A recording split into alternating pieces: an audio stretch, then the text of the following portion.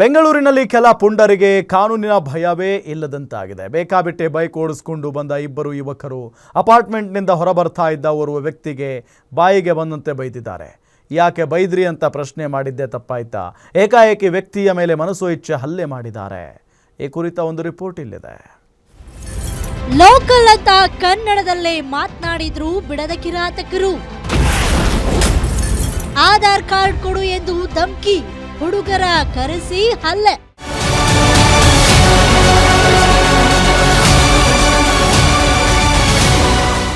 ಈ ಸಿಸಿಟಿವಿ ದೃಶ್ಯ ನೋಡಿ. ಓರ್ವ ವ್ಯಕ್ತಿಗೆ ಪುಡಿ ರೌಡಿಗಳ ಗುಂಪು ಅದೇಗೆ ಹಲ್ಲೆ ಮಾಡ್ತಿದೆ, ಕಾನೂನಿನ ಭಯವೇ ಇಲ್ಲದೆ ಅದೇಗೆ ಹಲ್ಲೆ ಮಾಡ್ತಿದ್ದಾರೆ ಅಂತ. ಅಷ್ಟಕ್ಕೂ ಅಲ್ಲೇನಾಗಿದೆ ಎಂಬುದೇ ಕುತೂಹಲ.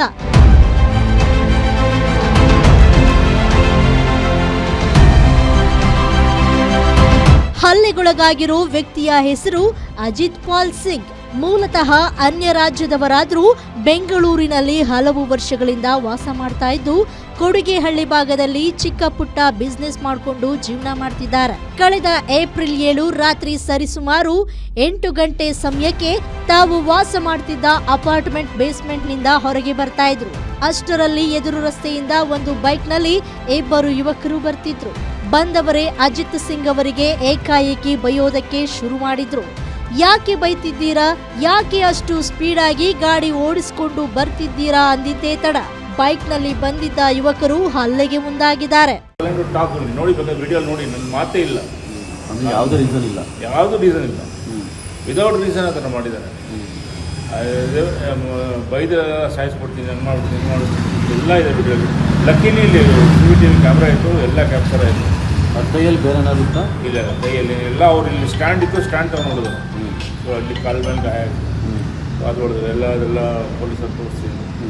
ಸೊ ಅಂದರೆ ಅವ್ರು ಸ್ಟ್ಯಾಂಡ್ ಲಕ್ಕಿಲಿ ಕಲ್ಲಿರಲಿಲ್ಲ, ಕಲ್ಲಿಗಿಂತ ತಗೊಂಡು ತಲೆ ಮೇಲೆ ಹಾಕ್ಬಿಟ್ಟಿದ್ದಾರೆ. Very dangerous. ಈ ವೇಳೆ ಇನ್ನಷ್ಟು ಜನ ಹುಡುಗರನ್ನ ಕರೆಸಿ ಹಲ್ಲೆ ಮಾಡಲು ಮುಂದಾಗಿದ್ರು. ನಾನು ಇಲ್ಲಿಯವನೇ, ಲೋಕಲ್ನವನೇ ಅಂತ ಹೇಳಿ ಕನ್ನಡದಲ್ಲಿ ಮಾತನಾಡಿದ್ರು. ಆಧಾರ್ ತೆಗೆದುಕೊಂಡು ಬಾ ಅಂತ ಧಮ್ಕಿ ಹಾಕಿದ್ರು. ಈ ವೇಳೆ ಸೆಲ್ಫ್ ಡಿಫೆನ್ಸ್ ಮಾಡಿಕೊಂಡ ಅಜಿತ್ ಆಧಾರ್ ಕಾರ್ಡ್ ತರುವ ಸಲುವಾಗಿ ಮನೆಗೆ ಹೋಗಿದ್ರು. ಈ ವೇಳೆ ಪತ್ನಿಗೆ ವಿಚಾರ ತಿಳಿಸಿ ಪೊಲೀಸರಿಗೆ ಕರೆ ಮಾಡಿದ್ರು.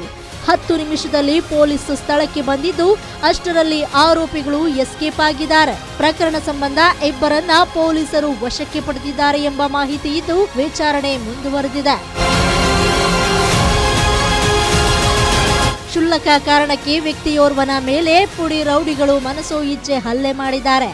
ಇಂತಹ ಘಟನೆಗಳಿಂದ ಸಾರ್ವಜನಿಕರು ರಸ್ತೆ ಮೇಲೆ ಓಡಾಡೋದಕ್ಕೂ ಭಯಪಡಬೇಕಾದ ಸ್ಥಿತಿ ಉಂಟಾಗ್ತಾ ಇದೆ.